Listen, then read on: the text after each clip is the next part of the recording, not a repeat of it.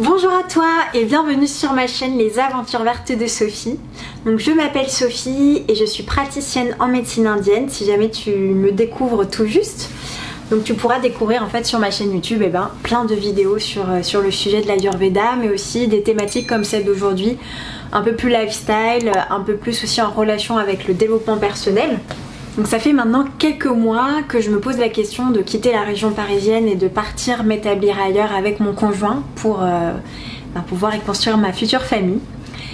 Et je pense qu'on est énormément à se poser cette question du pourquoi j'ai envie de quitter la région parisienne, où est-ce que j'ai envie d'aller pour pouvoir vivre et qu'est-ce qui me fait rester aussi en région parisienne. Ce sont des questions qui peuvent sembler peut-être banales ou auxquelles on pense y répondre, et en fait quand je pose la question à beaucoup de personnes, y compris moi d'ailleurs, les réponses elles viennent pas toujours forcément de manière spontanée et ça nécessite quand même de se poser. Et dans cette vidéo j'ai vraiment envie de partager avec toi du coup les prises de conscience que j'ai pu avoir en fait sur cette question du pourquoi j'ai envie de quitter la région parisienne et quels sont les outils aussi que j'utilise pour pouvoir trouver notre futur lieu de vie avec mon conjoint, puisqu'on est deux dans l'aventure.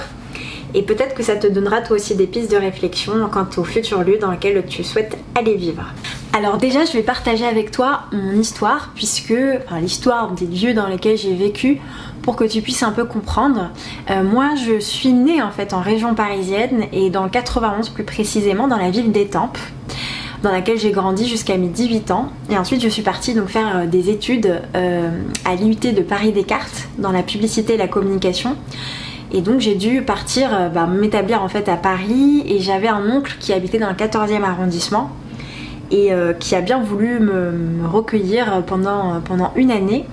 Donc j'ai pu vivre dans cet endroit-là et c'est vrai que ça a été mes premières connexions avec Paris finalement. Et après donc j'ai dû tout simplement prendre un appartement, donc j'ai vécu toute seule pendant un an dans le 11e arrondissement de Paris, où j'avais pris une espèce de chambre c'était un petit appart de 11 mètres carrés. Heureusement il n'y avait pas les toilettes sur le palier à ce moment-là, et donc j'avais vraiment tout dans cette petite chambrette. J'ai pas du tout apprécié de vivre dans un tout petit espace comme celui-ci, c'était quand même assez difficile, surtout pour une étudiante qui avait pas mal de livres comme moi à l'époque. Et en fait je venais de commencer mes études en école de commerce, donc à l'INSEC.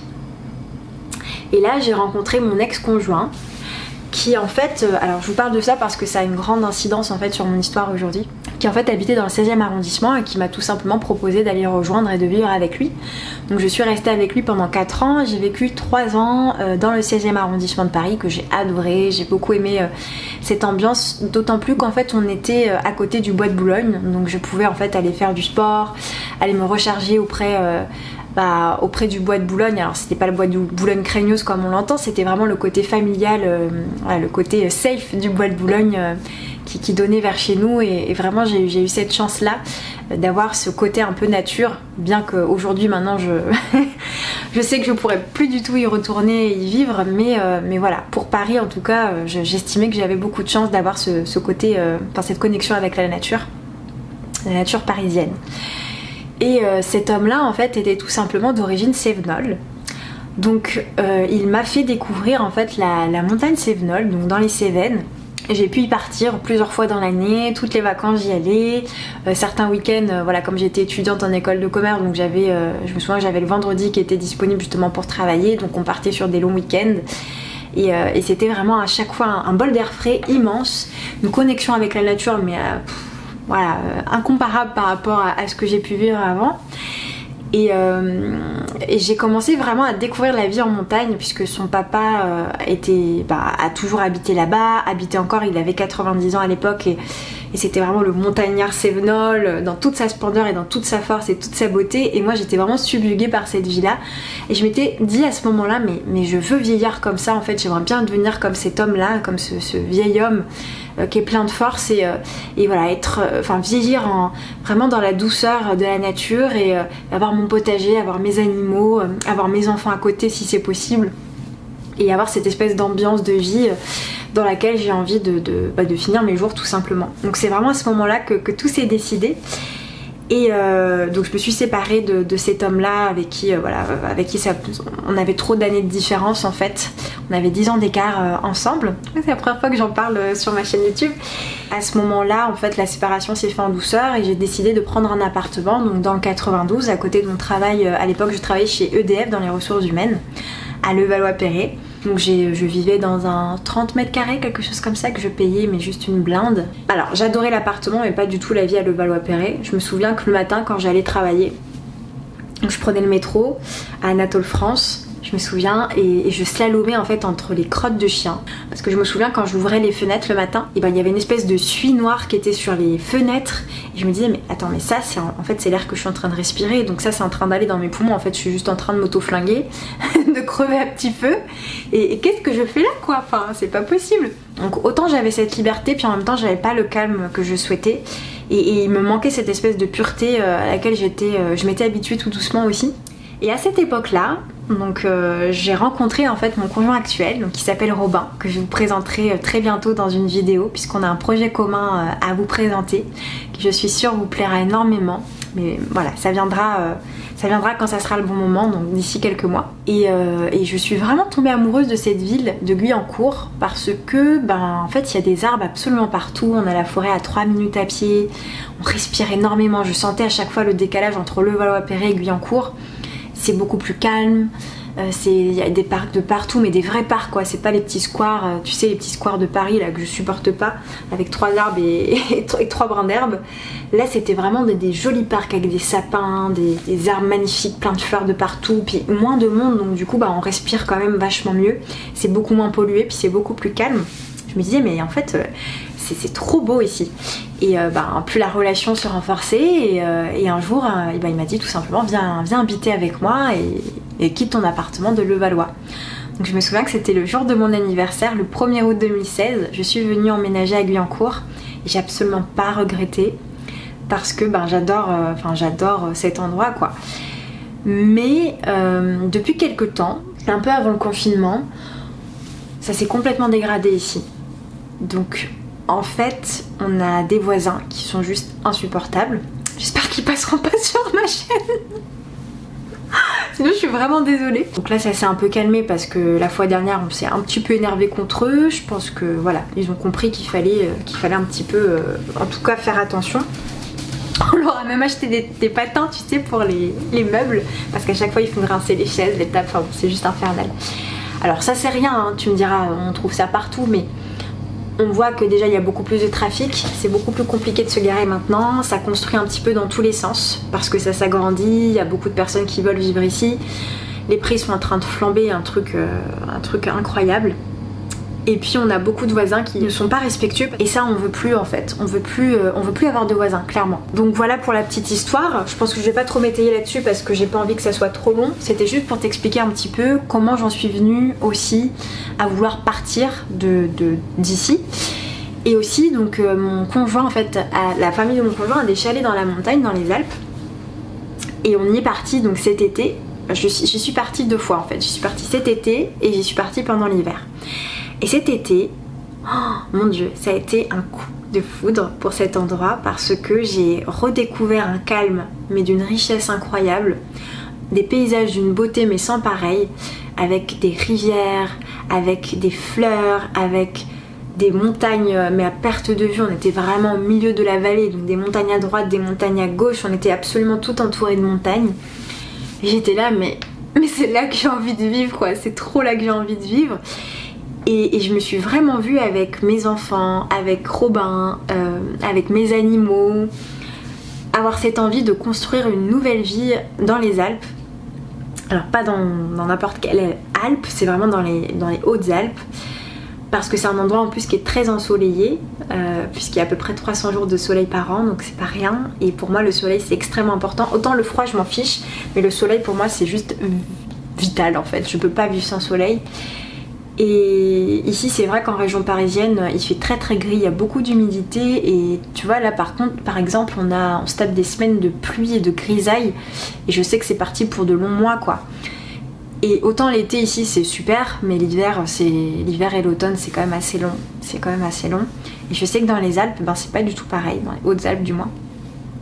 Donc ça aussi ça m'a fait tilt, je me suis dit ouais j'ai vraiment envie de me reconnecter à cette lumière et que ça pèse pas au bout d'un moment. Tu vois au début de l'automne ça va, mais arrivé fin d'automne, début d'hiver, mais j'en ai ma claque quoi, de la grisaille et du manque de soleil, ça pèse quand même sur le moral tout ça.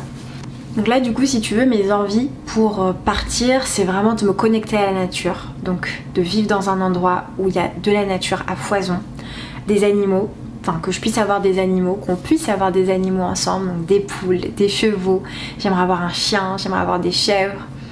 C'est vraiment être entouré de nature, vraiment avoir accès à l'eau pure, c'est extrêmement important. Dans les Alpes tu bois l'eau du robinet comme ça quoi, et c'est un goût d'eau de montagne qui est juste divin, qui est délicieux, et c'est trop beau pour les cheveux. Après t'as des cheveux magnifiques parce qu'il n'y a pas de calcaire, il n'y a pas de chlore, c'est vraiment une eau pure des montagnes que t'as comme ça, à portée de robinet. Je trouve ça mais magnifique. Donc ça m'a fait tilt aussi, je me suis dit mais ouais j'aimerais bien pouvoir profiter de cette eau là tous les jours, voilà tous les jours. Et puis curieusement j'ai envie de revenir au corps. En fait si tu veux je trouve qu'en région parisienne on est beaucoup plus dans le mental, tu vois, dans cette espèce d'effervescence mentale, dans cette espèce de rapidité qu'on ressent énormément. Et encore je suis pas à Paris, je me suis vachement éloignée, et pourtant je ressens encore cette espèce de course, cette espèce d'énergie à toujours plus vite. Je la ressens énormément ici, chose que je ne ressens absolument pas dans les Alpes, ou dans les Cévennes, ou dans des endroits comme ceux-là. Et en fait on oublie de faire travailler le corps, tu vois, les travaux physiques, d'aller couper du bois, d'aller chercher les animaux dans le pâturage, d'aller couper l'herbe, de cultiver son potager, mais tu vois, pas dans des surfaces planes, vraiment en allant monter, en allant chercher, en allant travailler des muscles qu'on n'a pas l'habitude de faire travailler ici, dans des régions avec une surface plane comme la nôtre. Et je trouve qu'on redescend dans le corps, on redescend vraiment dans la matière, et vraiment on sent cette espèce de transformation, de puissance du corps qui retrouve sa belle énergie, et je trouve que ça entretient énormément en fait. Et les plantes médicinales aussi qui sortent un peu de l'ordinaire, parce qu'ici c'est vrai qu'on en a beaucoup, hein, je vois dans la forêt dans laquelle on n'est pas très loin, et bien il y a beaucoup de plantes médicinales, mais c'est pas les mêmes bien évidemment, puisque c'est pas la même flore. Et donc on a une connexion à une faune et à une flore qui est complètement différente, et qui fait beaucoup de bien parce que je trouve qu'elle est quand même un peu plus puissante que celle qu'on a ici. Et j'ai vraiment envie de découvrir ça, tu vois, de vraiment me connecter, carrément pourquoi pas avoir une espèce de jardin avec plein de plantes médicinales, j'adorerais. Et avec le soleil des Hautes-Alpes, je pense que ça pourrait bien prendre. Donc ça aussi, ça fait partie de mes projets tout simplement.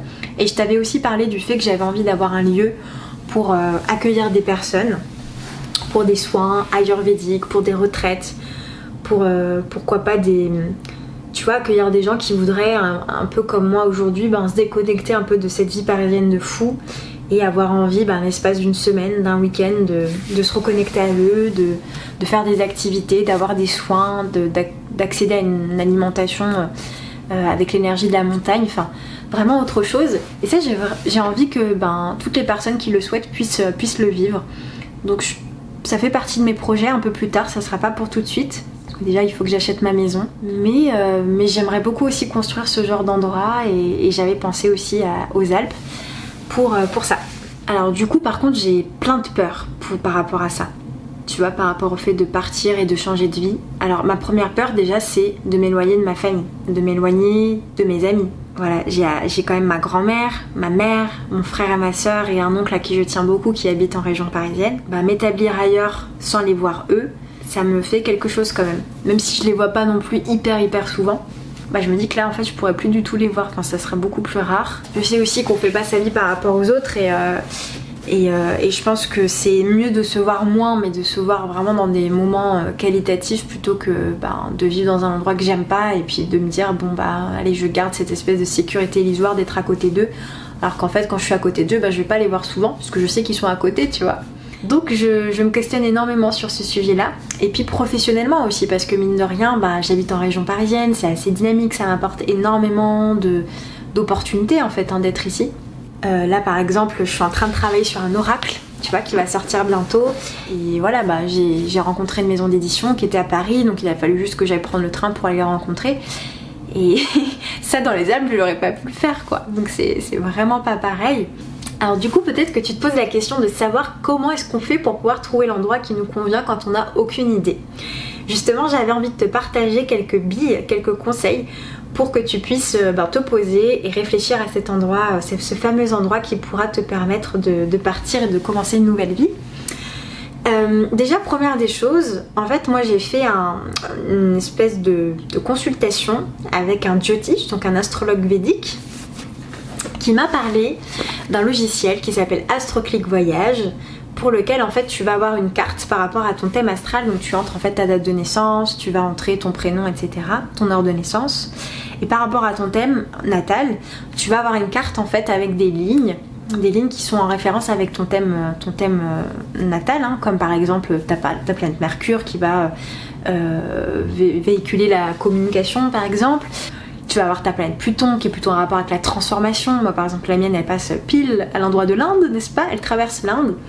Et je t'avais dit que justement quand je suis partie en Inde, au dernier voyage, ça a été une transformation mais hyper brutale, hyper violente, néanmoins salutaire, mais qui a été très violente, et c'était vraiment en lien avec ma ligne de Pluton. Mais à chaque fois que je pars en Inde c'est toujours pareil. Donc c'est un peu difficile dans ces endroits de la planète où tu as cette ligne noire Pluton qui passe. Surtout fais attention à toi.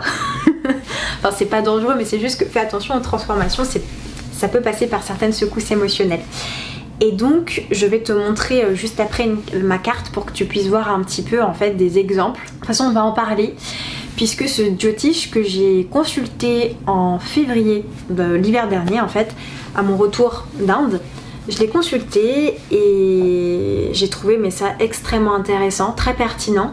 Et du coup j'ai eu envie de l'inviter, tu vois, sur ma chaîne YouTube, parce que j'ai envie d'inviter de plus en plus de personnes sur ces sujets-là. Donc l'astrologie, on va parler aussi de l'Ayurveda avec les chevaux. Enfin j'ai envie de parler de plein d'autres sujets. Et cet astrologue que j'ai consulté est super ok pour qu'on puisse parler du lien entre l'astrologie et l'Ayurveda. Donc ça sera l'une des prochaines vidéos interview invitée avec cette personne-là. Et du coup donc cette carte-là, elle va t'aider aussi à pouvoir voir les endroits avec lesquels ton thème astral et donc ton énergie va être en symbiose, versus les endroits avec lesquels c'est pas du tout le cas. Alors du coup, je vais vous montrer rapidement comment utiliser AstroClick Voyage. Donc vous allez vous rendre en fait sur ce site-là. Puis en fait sur la page d'avant, vous allez juste entrer tout simplement votre date de naissance, votre heure de naissance, votre prénom et votre nom. Et vous allez donc tomber sur la carte évolutive donc du monde, avec tout un tas de traits de toutes les couleurs en fait qui signifient les planètes tout simplement de votre thème astral. Donc en lien avec les lieux du monde entier. Et donc si vous souhaitez, vous pouvez aussi zoomer sur des endroits particuliers, donc l'Europe ou d'autres continents, l'Asie, l'Australie, etc. Donc nous on va rester sur la carte évolutive. Si vous souhaitez en fait zoomer sur un pays aussi, donc là on va aller zoomer sur la France, vous avez juste à appuyer sur ce petit bouton plus au niveau de la carte. Donc on va aller voir, je vais aussi activer les endroits avec les aspects harmonieux, donc en cochant ici la petite case et les endroits disharmonieux. Voilà, comme ça va nous donner en fait d'autres lignes. Alors, je vais vous parler de mon cas du coup avec ma carte à moi. Donc je vous avais parlé de la région Île-de-France qui est ici. Donc là en fait, j'ai ma ligne de l'ascendant qui traverse cette ligne-là. Donc en fait, pour avoir les caractéristiques de la ligne en question qui vous intéressent, dès que vous cliquez sur la ligne, vous avez tout simplement une explication de ce que ça veut dire, avec les forces en fait que ça va vous donner au niveau de l'endroit. Est-ce que c'est au niveau de la communication, de la création de votre entreprise, du fait de gagner de l'argent, du fait de développer votre famille, etc. Ça peut vous donner des pistes en fait sur certains endroits. Donc moi j'ai ici où ça passe. Et puis vous allez voir, c'est assez rigolo. Ma ligne de Mercure qui traverse tout simplement les Cévennes. On est vraiment en plein dedans, donc c'est assez rigolo. Et l'endroit en fait où je souhaite acheter ma maison, ça j'ai été assez étonnée, agréablement étonnée, qui est ici en fait au niveau du parc des Écrins, là vraiment dans cette région-là. Donc j'ai deux lignes en fait, donc la ligne de l'ascendant et une autre petite ligne qui est mon milieu du ciel, voilà, qui traverse en fait cette zone-là. Et donc ça va donner des caractéristiques particulières avec mon ascendant. Donc c'est assez intéressant de le voir, et vous pourrez en fait étendre ça vraiment au monde entier avec tout un tas d'autres lignes. Faites attention à certaines lignes, comme par exemple la ligne de Pluton qui peut montrer certaines transformations. Moi c'est l'Inde qui est traversée par cette ligne-là. Ça a pu me faire comprendre en fait pourquoi j'avais vécu certaines choses. Alors c'est pas toutes les zones de l'Inde, hein. C'est vraiment l'endroit où j'étais partie en janvier. Voilà, c'est l'espèce de grosse ligne noire là qui est là. Vous allez la reconnaître en fait en cliquant dessus. Ça vous met normalement que c'est lié à Pluton. Pluton, je le reconnais parce qu'il y a le P dessus. Voilà, on est dessus. Et donc, en fait, l'aspect qui va montrer les transformations liées aux régions que cette ligne va traverser, et des transformations qui sont pas toujours très agréables, néanmoins salutaires, hein, comme je le disais dans la vidéo, mais pas toujours agréables. Donc voilà, je vous laisse découvrir tout ça, puis n'hésitez pas à partager avec nous quel endroit vous avez pu découvrir au niveau de votre carte, ce qui pourrait être chouette donc de savoir et de voir si ça, surtout si ça résonne en vous.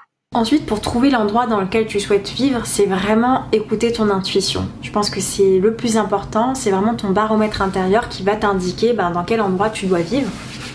Tu vois, tu as des endroits comme ça, coup de cœur, dans lesquels tu vas arriver et puis tu vas te dire mais c'est trop là que j'ai envie de vivre, ça fait vraiment sens pour moi. Et je pense qu'il faut vraiment que tu t'écoutes par rapport à ça. Et tu vois, moi par exemple dans les Alpes, ça a été vraiment un coup de cœur. Et il y a d'autres endroits où j'ai pas du tout aimé, quoi. D'autres endroits dans la France où je savais absolument que j'avais pas du tout envie de vivre. Et je pense que pour toi, c'est exactement la même chose. Donc vraiment, écoute ton intuition quand t'as un coup de cœur pour un endroit. Dans le désert, j'avais rencontré une Parisienne justement qui a eu un coup de cœur pour Annecy.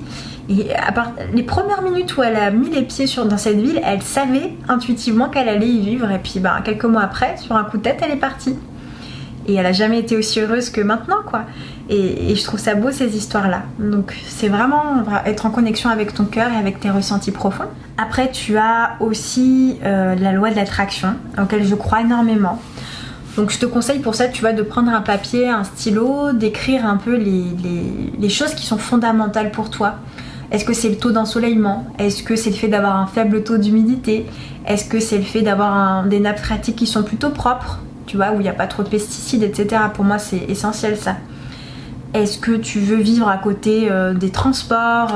Est-ce que tu veux vivre à côté d'une ville particulière? Est-ce que tu veux vivre à la mer? Est-ce que tu veux vivre à la montagne? Est-ce que tu veux vivre à la campagne? Est-ce que tu veux vivre à côté d'une forêt? Tu vois, tous ces petits points-là qui sont hyper importants, n'hésite pas à les détailler. Parce que peut-être que tu te dis dans la tête, ouais, mais je sais, mais c'est important pour toi de vraiment être au clair par rapport à ça. Et quelles sont vraiment les choses primordiales sur lesquelles tu ne peux pas déroger, enfin, tu peux pas les laisser de côté. Moi je sais que c'est la nature par exemple, c'est pas possible, je ne peux pas vivre dans une ville bétonnée avec des buildings, c'est pas possible, c'est plus possible. Ça je sais que ça fait partie de mon critère number one, tu vois. Est-ce que c'est le fait d'avoir une maison mitoyenne? Est-ce que tu veux vivre en maison, en appartement? Est-ce que tu veux un grand jardin, un petit jardin? Est-ce que tu veux des animaux, etc.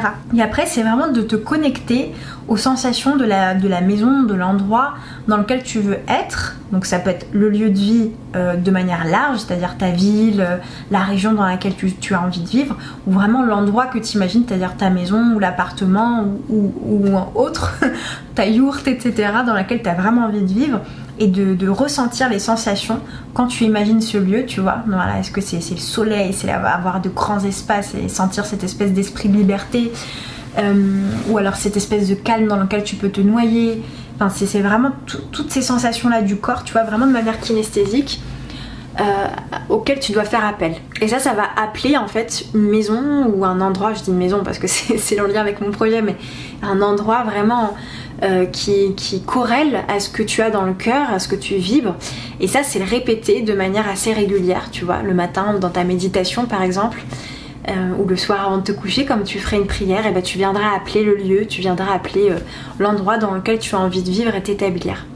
Et ça tu vas l'incarner, tu vas le vibrer et donc tu vas l'appeler. Donc voilà, c'était vraiment une vidéo spontanée, une vidéo à cœur ouvert que j'avais envie de partager avec toi.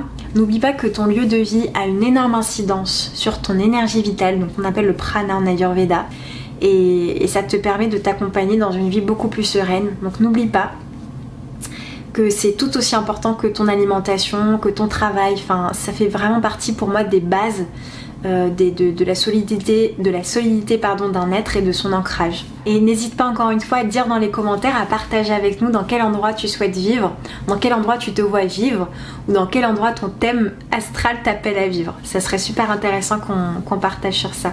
Voilà, donc je te dis à très bientôt pour une nouvelle vidéo. Prends bien soin de toi.